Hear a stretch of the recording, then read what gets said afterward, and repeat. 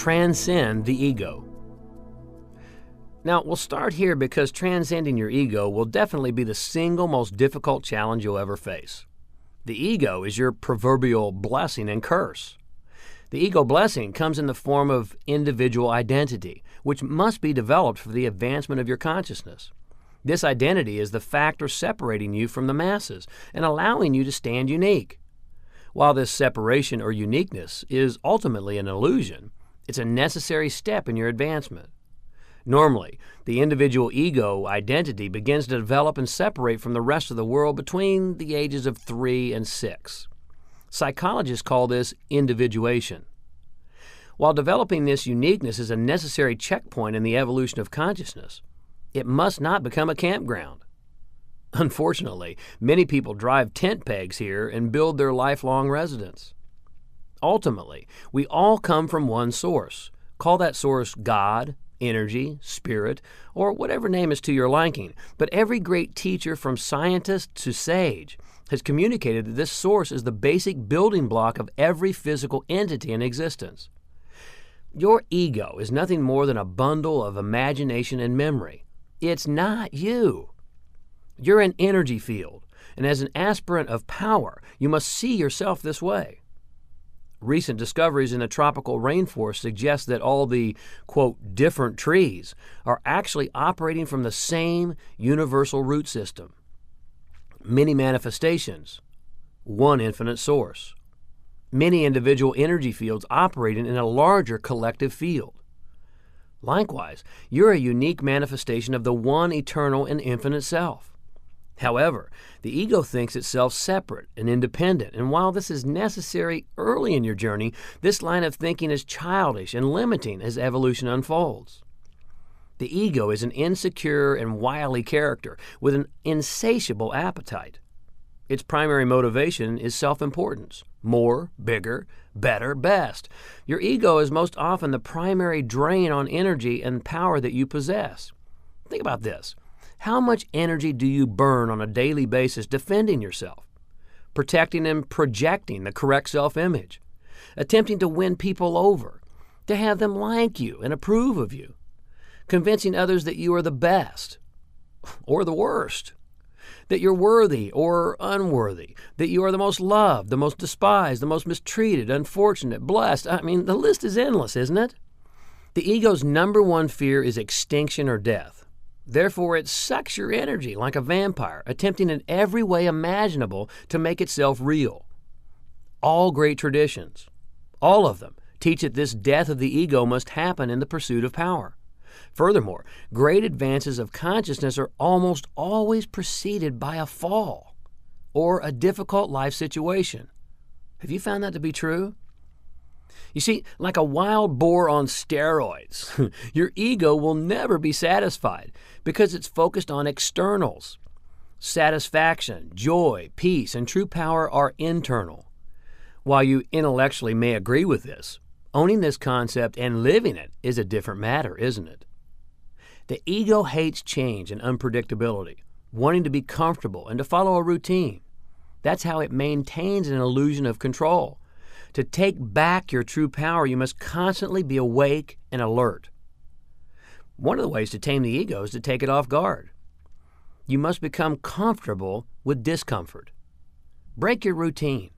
Do things that keep you sharp. Do things that your current self-image could never imagine you doing. In my Journey of Power curriculum, I'm constantly providing participants with the opportunity to shatter their self-image and step outside the comfortable. To advance, you must do the same. The moment you challenge yourself to do something you could never dream of doing, to push the envelope, whether physically, mentally, or spiritually, you have expanded your possibilities and power. Let me give you an example.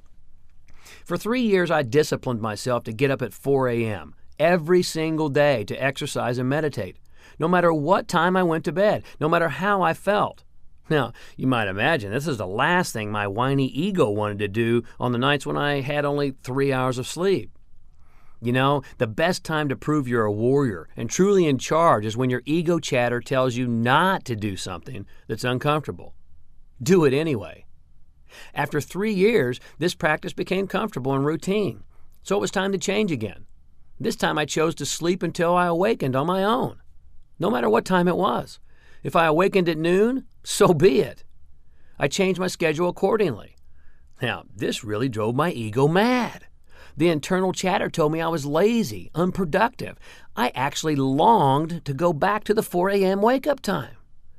You see, predictability had set in, and the once uncomfortable had become comfortable. One of the warrior's greatest strengths is his unpredictability and inaccessibility. This is directly due to the fact that transcending the ego's desires, he refuses to allow himself to get locked into habitual patterns. Remember that discipline always has been, and will continue to be, a key factor in the expansion of your consciousness and power. Do crazy things to break habitual routines, like taking ice-cold showers. This will really piss your ego off. Eat when others are sleeping. Sleep when others are awake. Move frequently. Change your environment and situation. Give away your favorite piece of clothing or furniture. Remind yourself that you're committed to a life of power, not weakness. For several years, I've studied with a teacher in Peru. To study with him, I have to hike and camp at 17,000 feet in the Andes Mountains for a period of up to 2 weeks. Now, let me tell you, it doesn't matter how fit you are. It's hard to breathe at that altitude, particularly when you're used to a life at sea level. But the path of power is a warrior's path, and it'll never be crowded. Many times I must remind myself that I am in charge, not my whiny energy vampire ego or my physical body which wants to quit on the first day. Let me ask you, do you need a certain lifestyle, level of comfort, predictability, or control for your happiness?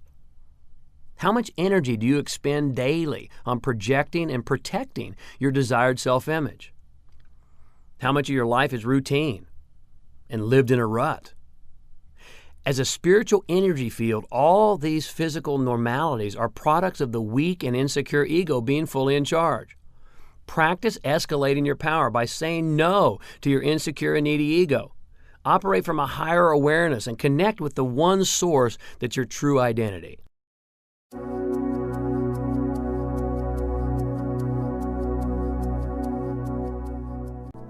Erase your personal history. All great traditions, including the Essenes, the Druids, the Brahmins, the Gnostics, indigenous shamans, Christian mystics, and a multitude of others, have had death rituals as a cornerstone to advancement. In the words of Jesus, "Except one be born anew, he cannot enter the kingdom of God." That's from the book of John, verse 3, chapter 3. Contrary to popular dogma, this is not a ritual of confessing your sins and accepting someone outside yourself as your Savior. You must be your own Savior. Remember, God is an energy field, spirit, and so are you. The kingdom of heaven, or from the original Greek, translated expansion, is within. So how is one truly enabled to tap into the spiritual power within their very being?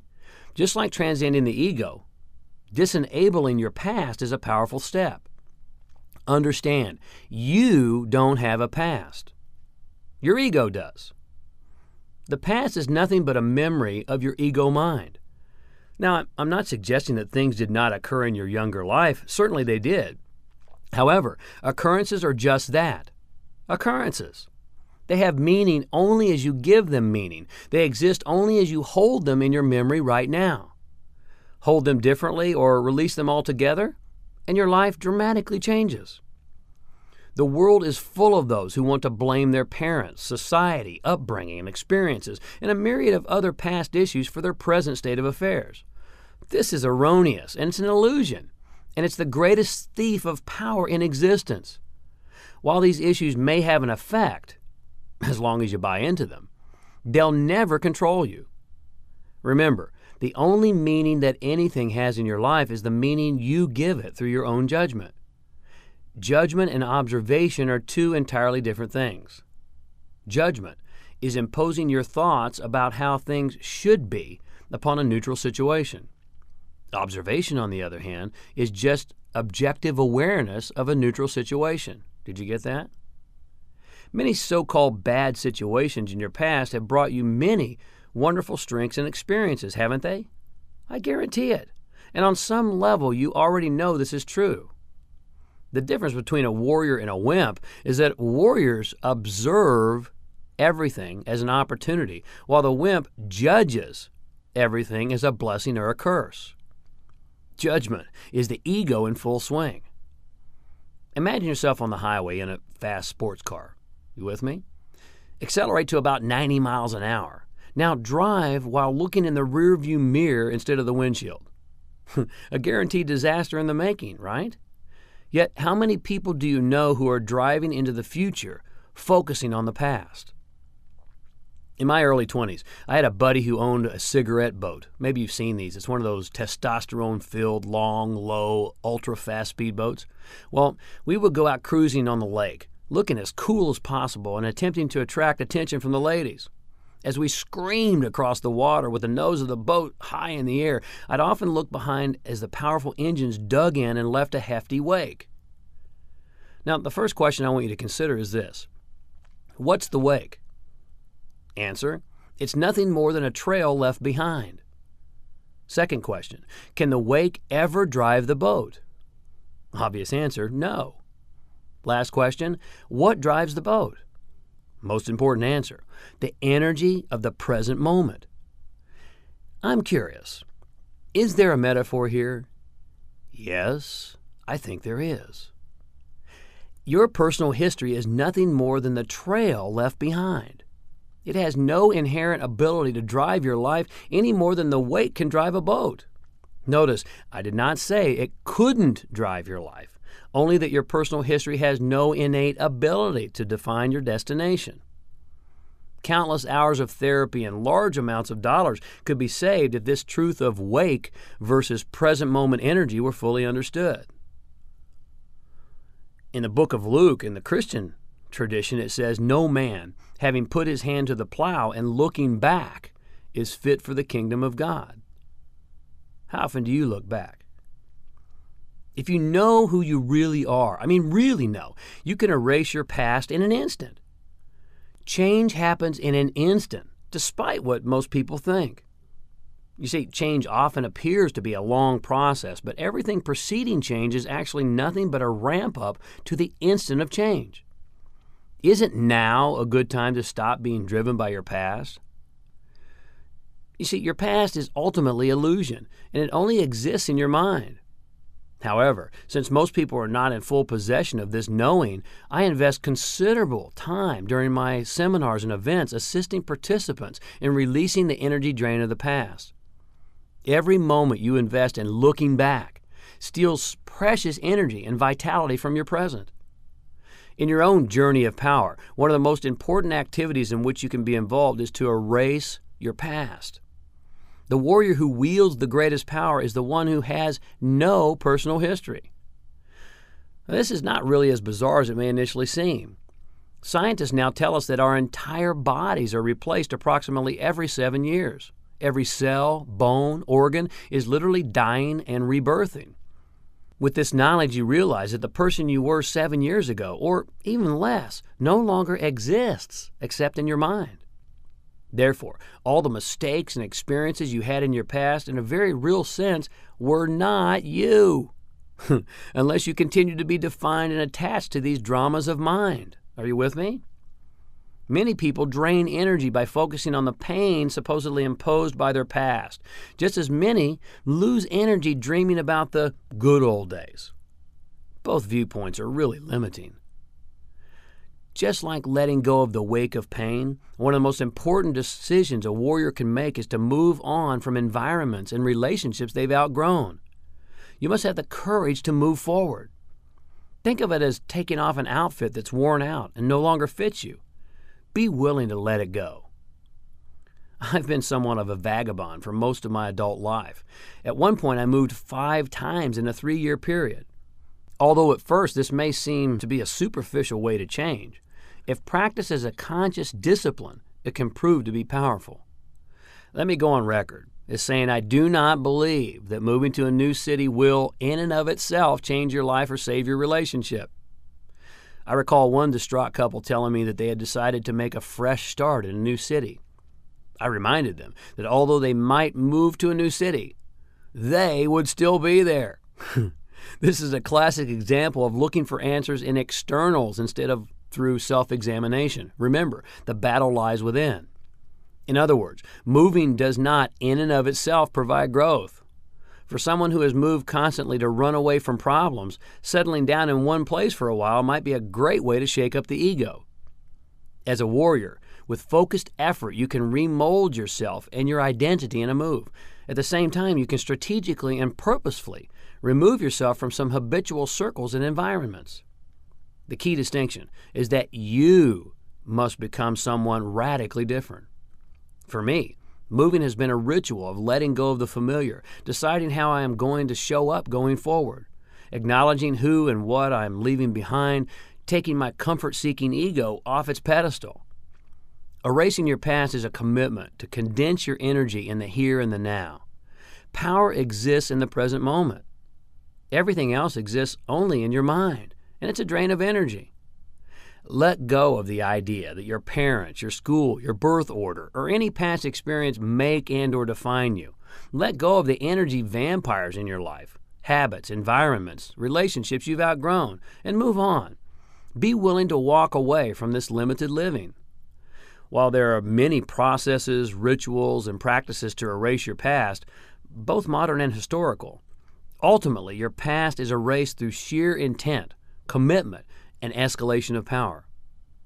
According to Kabbalah, which is the foundation of all Western esoteric schools of thought, the sole reason you and I are here is to escalate our individual consciousness. This fact is completely aligned with all great spiritual, scientific, and evolutionary understandings. The next great breakthrough for you in life is to remember that you come from spirit and are held in the divine mind as a perfect masterpiece. You didn't conceive yourself. You've been perfectly conceived and are always held in the mind of the perfect creative source as a perfect being. Everything has been chosen by and for you in this life journey for one purpose only: your growth and advancement. Frequently, the most, quote, difficult life situations bring the greatest gifts, don't they? When you experience this awakening, you will recognize, or know again, the perfection of everything in this grand drama of your life. Be thankful for it. Pay homage to it. Release it and move on. Let the wake be the wake. On a metaphysical and physical level as well, you'll experience a tremendous surge of power and release. This is the true meaning of being born anew.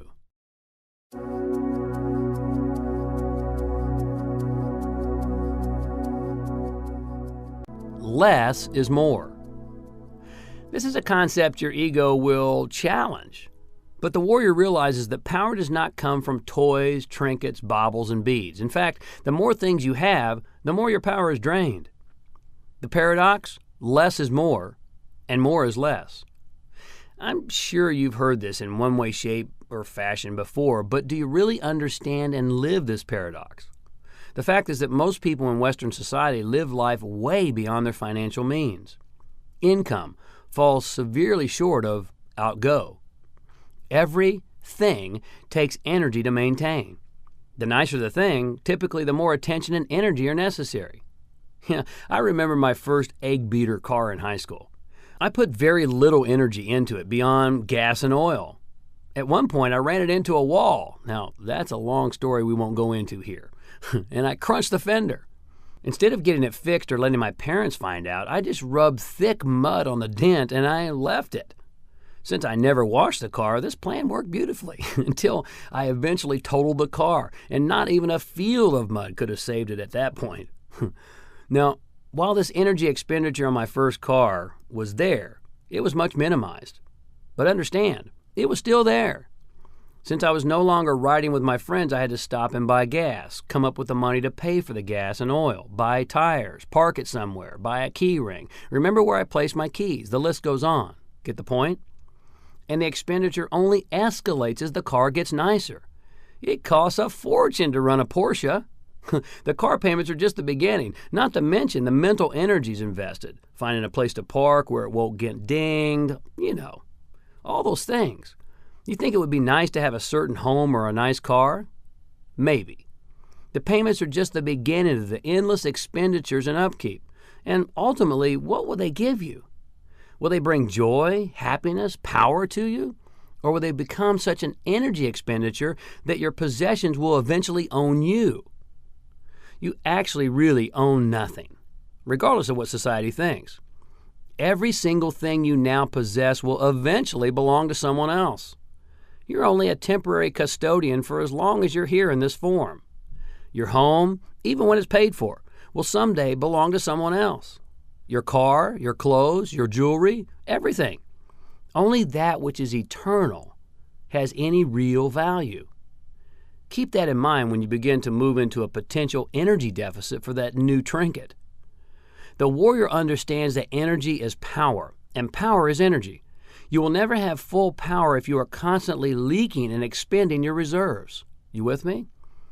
This is true mentally as well as physically. And you know what? The ego will never be satisfied, no matter what you have or how much of it. Get that dream car, house, toy, income, and be guaranteed it'll not be enough.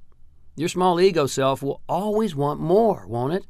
The more things you have, the more energy expenditures you have. As a result, the more you have to maintain, the more energy you have going out, and the more limited your reserves. Furthermore, you cannot fully appreciate a myriad of things as much as you can appreciate one or two things. If you have one beautiful painting, you will definitely appreciate it more than if you have a whole house full of beautiful paintings. One or two nice things will feel more appreciated and, by the way, take less energy than endless toys and trinkets.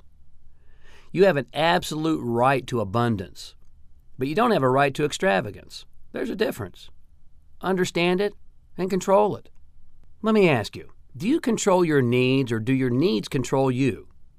Do you use your possessions or do they own you and use you? Make a commitment to a lifestyle greatly simplified. As previously mentioned, I move my residence frequently, and for the last several years I have typically moved every year.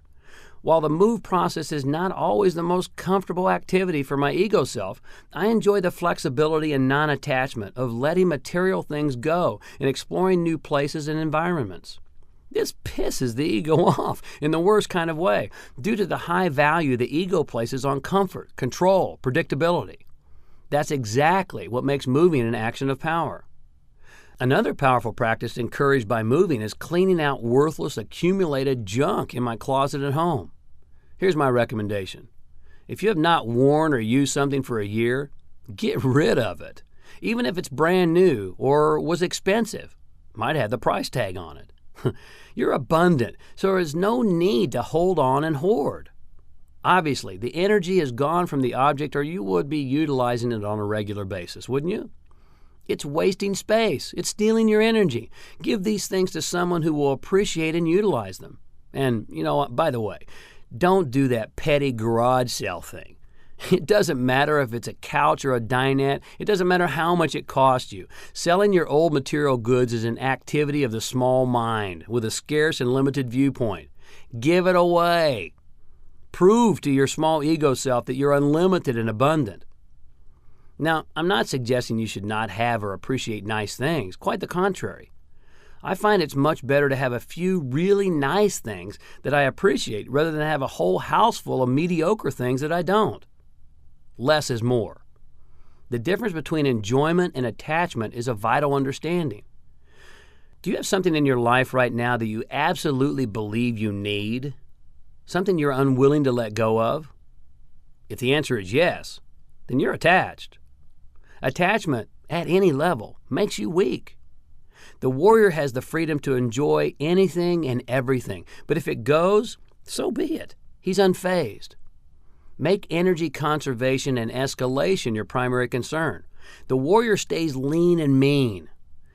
In the words of the classic song sung by Janis Joplin, freedom is just another word for nothing left to lose.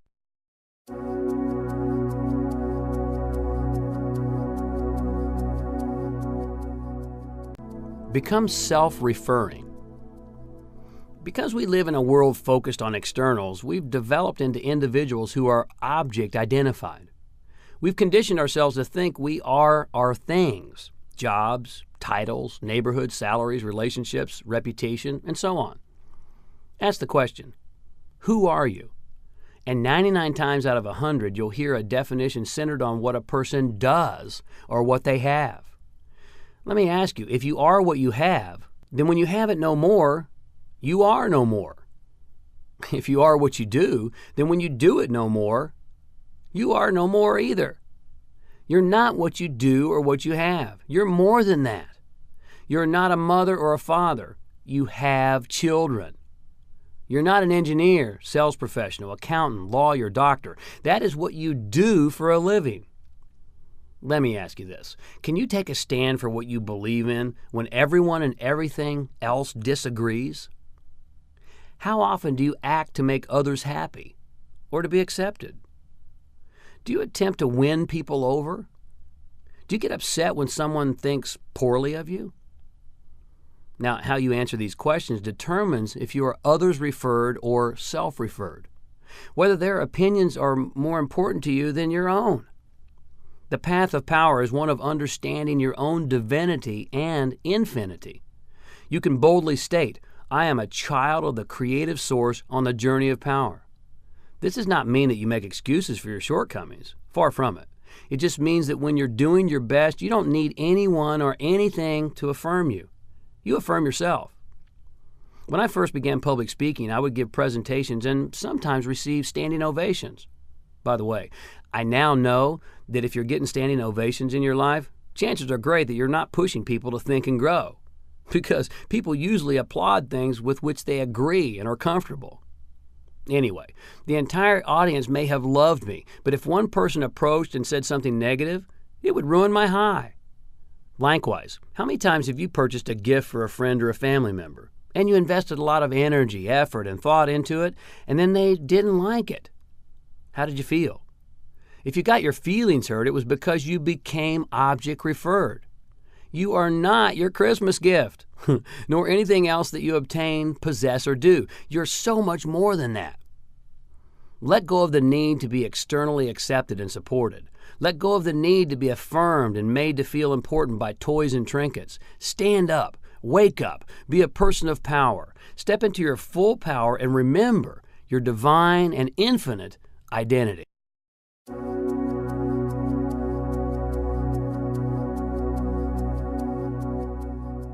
Become self-reliant. Can you sustain yourself without any support or assistance from others? Can you thrive in an environment where no one will be with you, counsel you, or assist you? The warrior walks the path of power. We've talked about this.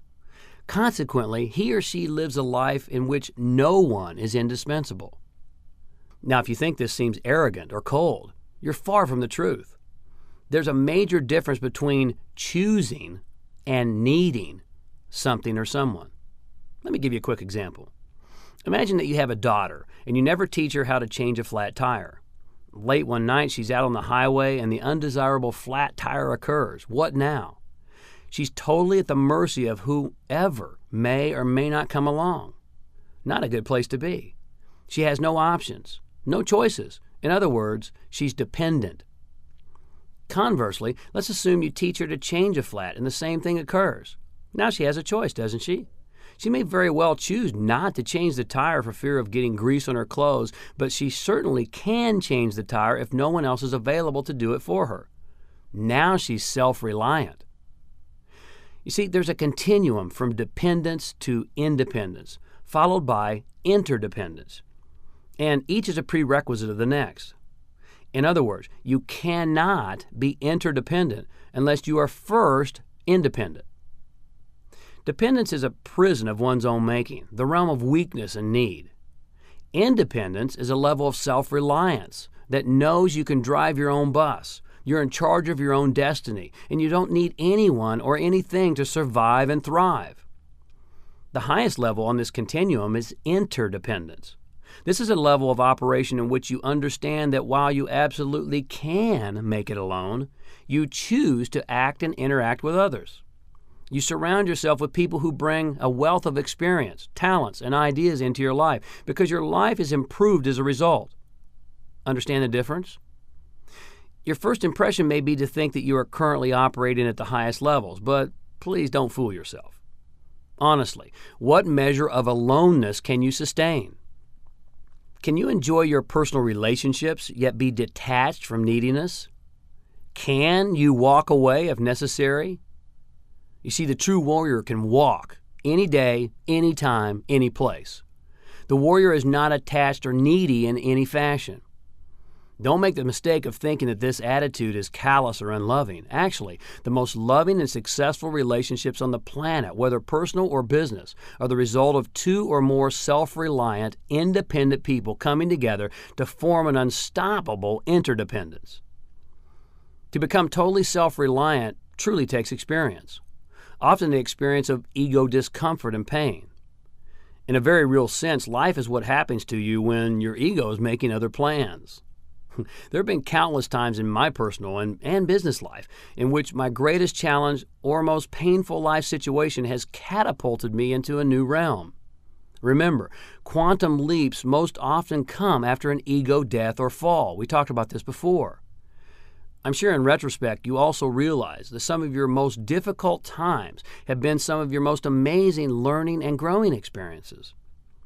Power and self-reliance come from understanding this truth not in retrospect, but while under fire. The great paradox is that while you are starring in your own story, you're also the extra in a grander production, maybe even acting a bit part in a divine play of life. The insecure ego tends to attach to the familiar, convincing itself that it's needy and that it must predict and control. This is a place of weakness. Is a characteristic of the wet paper bag warrior versus the true warrior spirit. You're infinite. You don't need anyone or anything. Things may come and go, but you remain eternal. True power is a degree of self-reliance that knows, no matter what comes or goes, I will prevail. This self-reliance has nothing to do with being cocky or making big-mouth declarations. If you have to talk about it, you probably aren't self-reliant. Check it out. Take notice of those who are always talking a big game. Without fail, you'll find that they are attempting to convince you and themselves of something that's not there. When you have the power, there's nothing more to say. Warriors with power have a quiet, self-reliance that respects and loves others. They choose to interact with other powerful beings to bring diversity and wealth to the life journey, silently knowing that they never need. Stand tall, warrior. Step into your full power.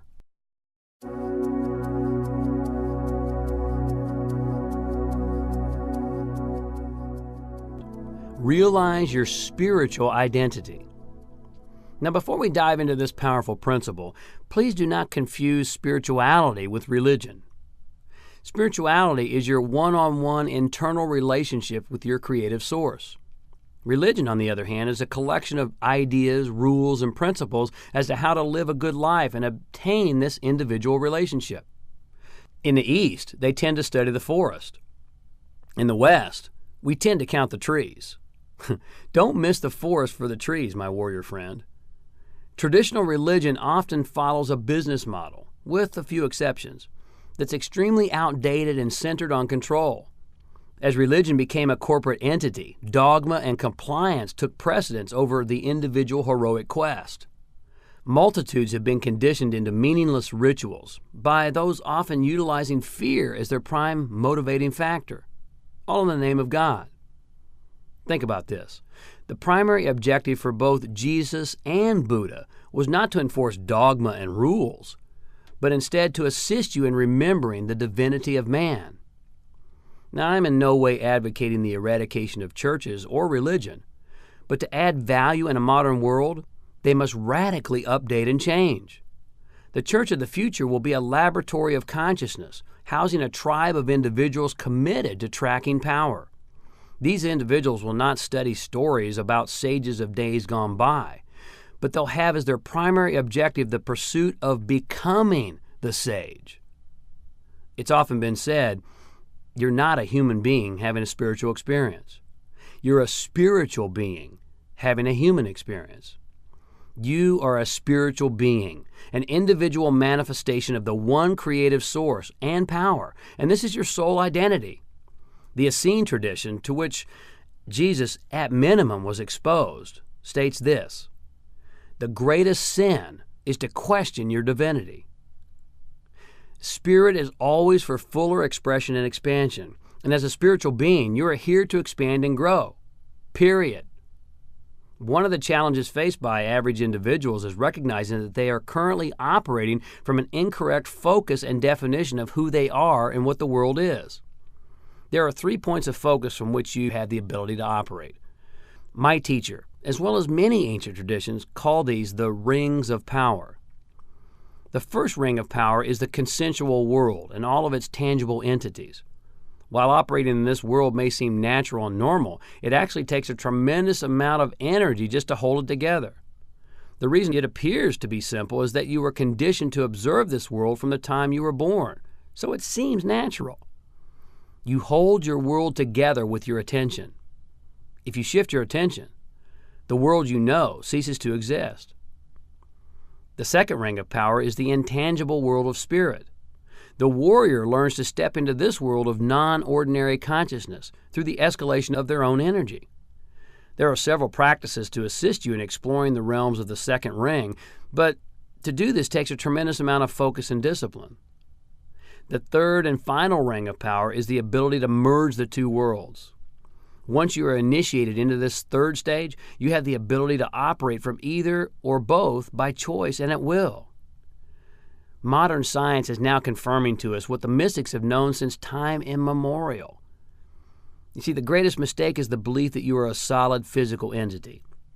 Physicists corroborate that what appears to be solid is actually 99.99999% space, or what the initiate knows as spirit. For example, we once thought the atom was solid. Now we know that if an atom were enlarged to the size of a football field, the nucleus of that atom would be a grain of rice on the 50-yard line, with all the electrons being additional grains of rice flying around the stadium.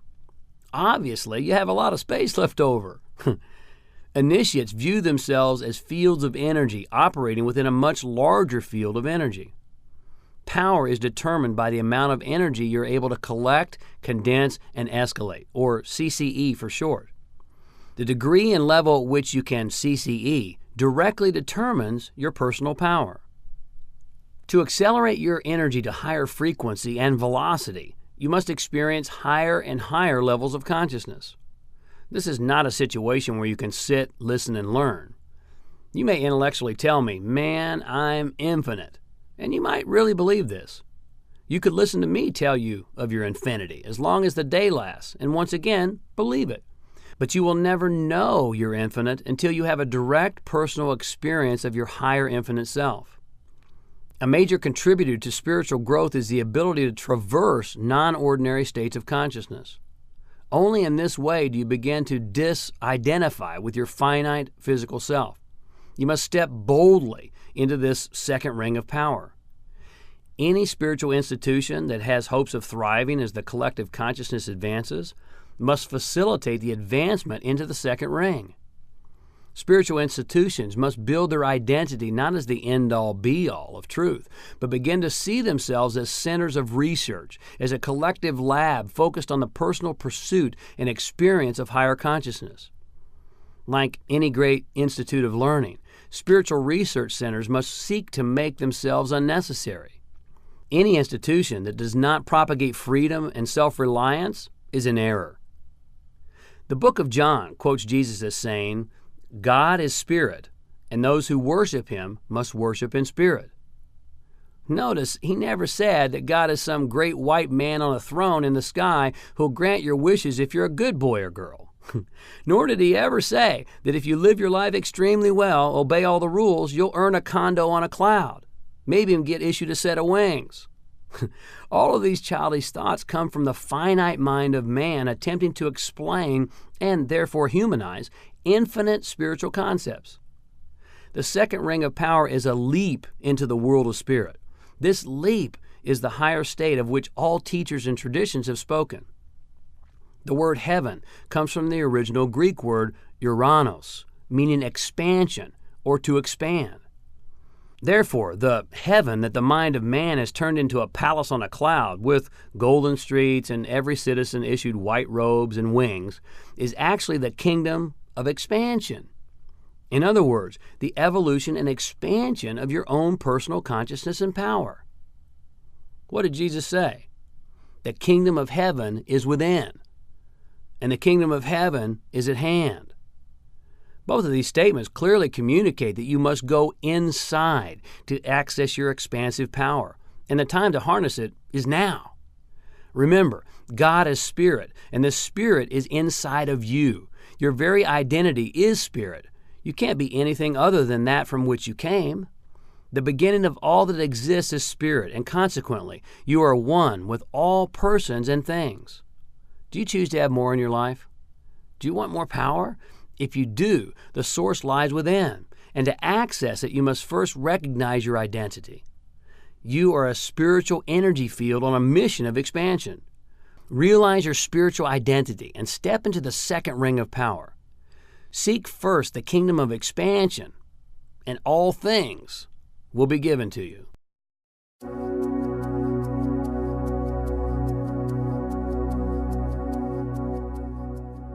Become a serious student. You have a whole host of beliefs that were handed to you at a very early age. Beliefs about the creative source, the world, right and wrong, good and bad, yourself. Beliefs drive your behavior in every moment of every day, yet most of your beliefs are not backed up by experiences or personal references. In other words, they are most often unsolicited gifts from people in your life and environments. We're all born seekers, but very few of us become students. As a person of power, you're a student of the grandest magnitude. Never taking anything at face value, you pursue your own truth in your own personal experience. The warrior questions everything. For years, I've had a question mark sitting on a carved stone, made out of crystal, standing on my desk, to constantly remind me of this practice of questioning. Traditional religion, school systems, and the government have conditioned you to the contrary. Consider the individual who is rewarded most highly in our school system. The teacher's pet is never the creative thinker, rather the person who complies most fully with all the rules. We're taught to, quote, have faith and to believe by those people in positions of power, often granted by some document, degree, or committee, who frequently have very little of their own personal experience of the creative source, yet to question their authority has historically been damnable. One of the most attractive features I've experienced in shamanic traditions is that the shaman is a tracker of power, or, in other words, a serious student. His insights are derived from a direct revelation or personal experience of the transcendent source. Understand, the term shaman, like Christ or Buddha, is a title indicating an enlightened state of consciousness. The shaman of any tradition explores and communes frequently in altered reality and higher consciousness, and is never appointed, awarded, or elected. Beliefs are of the intellect, and while they have their place in the evolutionary ladder, they are glow sticks for children when compared to personally tapping into high voltage. All great initiates have been serious students at one point in their journey, but once the foundation is laid, there's always a shift, and enlightenment is received through self-revelation. The ultimate teacher is higher consciousness itself. At some point in your journey, you must become your own teacher. To do this, you must first and foremost become a serious student and dedicate your life to the path of power. Few are willing to do what it takes to pursue this path, and there's a major difference between being interested and being committed. Many have the interest to explore and dabble, but few have the commitment necessary to follow through. As stated earlier, to get on the path is really commendable. To stay on the path is unique indeed. No college degree or intellectual exercise can substitute for personally plugging into the second ring of transcendent power. I remember the story that the Buddha used to tell his new students of a widowed father with one son. While away on a business trip, thieves entered and burned his home and kidnapped his son.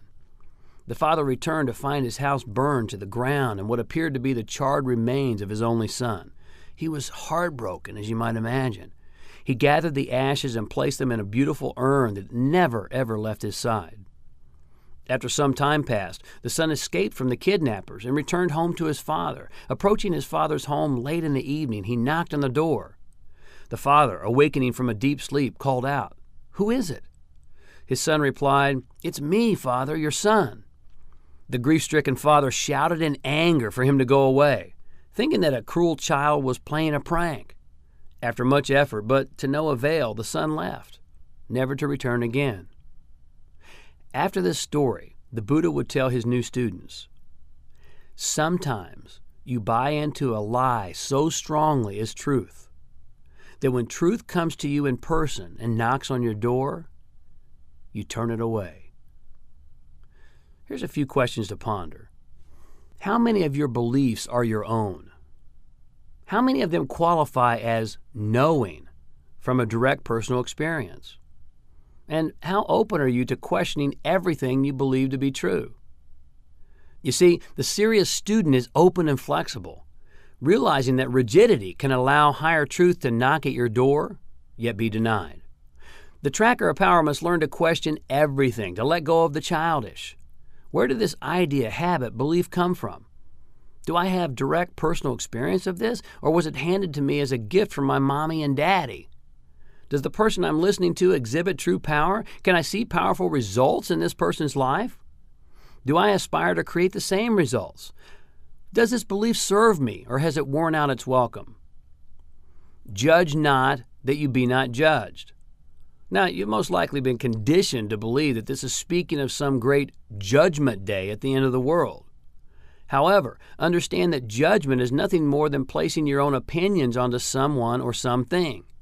You can only and always project out of yourself what is inside yourself. You can't give what you don't have. Since we're all one, any judgment you give to situations or others is the judgment that resides in you, and you bestow that same gift upon yourself. One practice of the serious student is what I call the, quote, movie mindset. Most people watching a movie willingly suspend their disbelief of what is transpiring for at least a 2-hour period. For instance, you're never going to enjoy a James Bond movie if you're constantly saying or thinking, "There's no way that could really happen." If you want to get your money's worth of entertainment, you suspend what you know for the duration of the film, don't you? You just take it in, experience it, and go with the flow.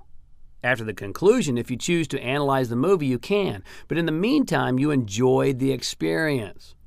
This is the movie mindset, and a great way to live and experience the adventure of life. You see, the serious student has a childlike openness and a willingness to learn, a curious movie mindset focused on complete enjoyment. The know-it-alls of the world, those individuals who are too rigid and unwilling to question anything, are caught in the throes of the insecure and fearful ego and will never, ever step into their full power. Einstein said, "When you appoint yourself as judge and jury of truth and righteousness, you're shipwrecked by the laughter of the gods." One of the most powerful tools in my own life experience has been my willingness to be tutored. I'm able to be open and subjugate myself to a teacher or mentor, not in worship, but in the appreciation of the principle and power that this teacher represents. Are you willing to question that which you think is true? Are you willing to suspend your disbelief and be open to truth that may be knocking on your door right now? Or will you send it away, prove yourself right once again, and remain where you currently reside for the rest of your life? I challenge you to become a serious student and to live a life of real power. You'll be glad you did.